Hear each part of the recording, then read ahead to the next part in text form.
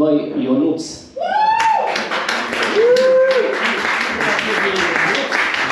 Bună seara, Brașov! Chiar? Nu? Nu-i Brașov. Sibiu? Oh, scuze. Am crezut că e Brașov, na, emoții. Ce se face? No. M-am decis așa, în ultimul moment, am zis, bă, hai că vin și eu la open mic să arăt că sunt și eu comic. Bă, n-am știut despre ce să vorbesc, am zis, bă, la mea, trebuie să mă gândesc la un subiect, că doar nu merge acolo, așa, și te aștept să stea lumea subiecte. Am zis, despre ce pula mea să vorbesc? Stau, mă uit așa. E, tate, vorbesc despre tatuaje, că, na, de-alea am. Și, na, ca să vedeți aici originalitatea, fiți atenți aici, n-ați mai văzut-o pe asta. Să ridice mâna, câți oameni au tatuaje în sală, ia. 1, 2, 3, 4. Perfect, măcar știu că nu mă duc singur în iad. Veniți și voi cu mine. Că știți cum e, na, când vă duceți, muriți pula mea, ajungeți în rai acolo, purgatoriu, bărbosul ăl mare cu lista, bine, nu eu, bărbosul ăla, știi? Stă acolo cu lista, nu știu dacă ați văzut episodul ăla din Tom și Jerry, cade pianul, strivește pe Tom ajunge în rai, pula mea, Dumnezeu bunuțul cu listuța.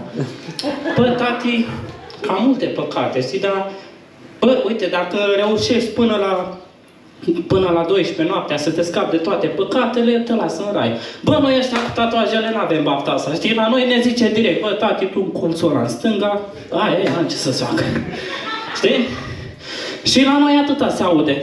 Peronul 1, violatori, criminali și atei. Răsare papa. Eu ți-am spus să crezi, muică, ți-am spus.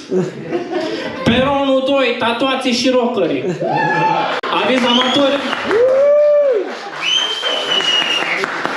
Aviz amatorilor, băieții, nici rockeri nu scăpați și voi sunteți pe listă, ne vedem în iad cu aerii.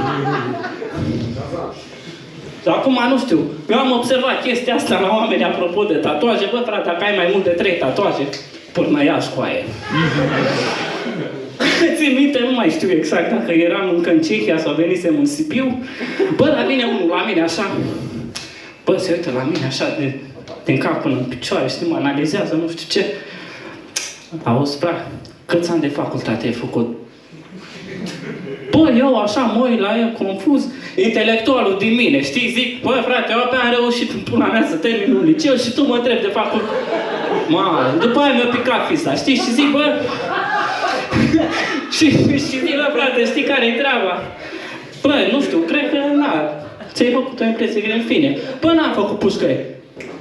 Dealer, dacă știu, te-am mirosit dealer. Nu, mă, frate, bă, nu fumez, nu consum, n-am treabă cu de. Frate, că știu eu, lasă așa. Dar rămâne între noi, știi, îmi dai și mie un G acolo și ne înțelegem, nu știi ce zic.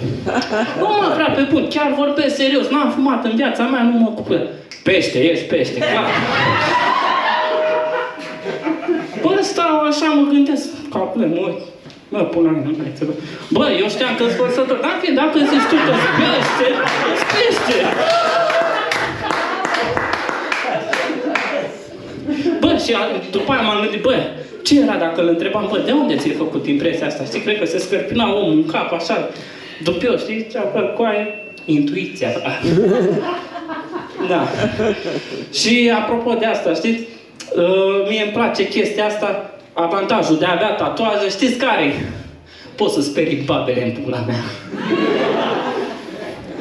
Nu, ăsta e scopul meu în viață, știi, eu de-aia m-am născut, să mângâi pisici și să sperii babe în pula mea.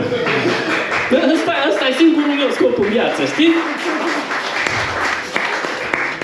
Bă, și știi care e chestia? Unele nu se sperie, știi? Unele te judecă, știi? Dar te judecă la modul ăla. E subtil, dar nu destul de subtil încât să nu te prinzi că te judecă, știi? Bă, și nu știu cum se face că apare baba. Bă, când te aștept mai puțin, să-mi fac ăla dacă nu.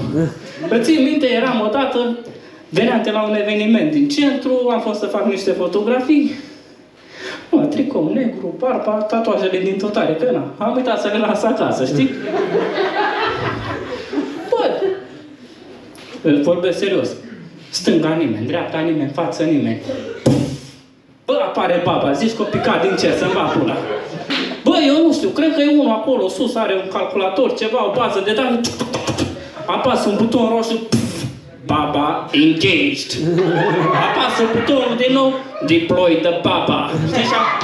Pui, mai spectator! Bă, dar știi Bă, dar știi care e chestia? Eu treaba asta nu o băca pe ceva rău. Nu, eu o băca pe ceva pozitiv. Știi de ce? Pentru că la final de zi pot să mă duc la cineva să uite, coaie, încă întorc femeile capul după mine.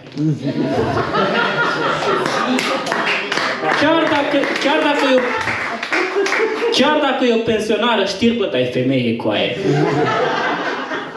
Și cu asta m-am lăsat.